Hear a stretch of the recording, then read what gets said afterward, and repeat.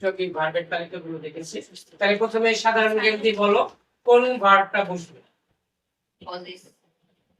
Causes. আমি এটার কারণ বলছি। এখানে কজ হইতে পারে যে এই লাইনটার অর্থ হলো যানবাহনের বৃদ্ধিপ্রাপ্ত সংখ্যার কারণে ট্রাফিক জ্যাম হয়। এখানে এই পুরোটা সাবজেক্টে আমরা একটা জিনিস খেয়াল করবো। আমরা এখানে এই বিষয়টা দেখতে পাচ্ছি যে ট্রাফিক জ্যাম একটা বর্তমানকালের ঘটনা, অতএব প্রত্যেকটা বাক্য ম্যাক্সিমামটাই প্রেজেন্ট টেন্সে হবে এবং এর মধ্যে গুরুত্বপূর্ণ কথা হলো ম্যাক্সিমামটা প্রেজেন্ট ইনডিফিনিট টেন্স। তাহলে প্রেজেন্ট ইনডিফিনিট টেন্স আমরা কি কি প্রবলেম পাইতে পারি? প্রেজেন্ট ইনডিফিনিট যে প্রবলেম পেতে পারি সেটা হলো যে কখন ভার্বের সাথে এস হবে, কখন ভার্বের সাথে এস হবে না। সেই ক্ষেত্রে আমার সাবজেক্ট চিন্তা যে সাবজেক্টটা আসলে কোন। সাবজেক্ট যদি আই উই ইউ দে বাদে যে কোনো কিছু থাকে এবং যদি একটা বোঝায় তাহলে ভার্বের সাথে এস হবে।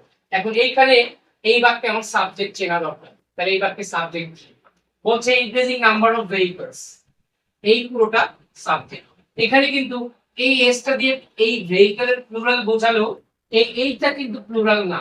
বলছে যানবাহনের বর্ধিত সংখ্যা ট্রাফিক জ্যামের কারণ হয়। যানবাহনগুলোর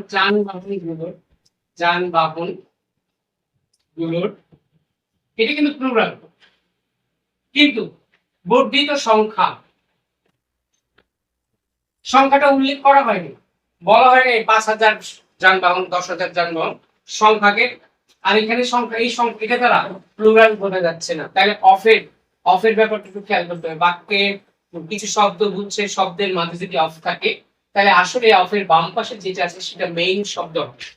ওই ফ্রেজে দেখো অফ দিয়ে যুক্ত হয়ে ইনক্রিজিং নাম্বার অফ ভেহিকলস, এটা একটা শব্দ গুচ্ছ বা ফ্রেজ। এই ফ্রেজের মধ্যে অফের বাম পাশে যেটা আছে সেটাকে আমরা সাবজেক্ট মনে করব। সাবজেক্ট যদি ধরতে পারি তাহলে আমি বুঝবো ভার্বের সাথে এস হবে না এস হবে। তাহলে এই বাক্যে এই অফের বাম পাশের এটা সাবজেক্ট এবং এখানে আমরা কোনো প্লুরাল অংশ দেখতে পাচ্ছি না, ব্যাকের বেশি দেখতে পাচ্ছি না, তাই এটা সিঙ্গুলার বোঝাচ্ছে। তাই আমরা এখানে বলতে পারি increasing number of vehicles causes traffic jam.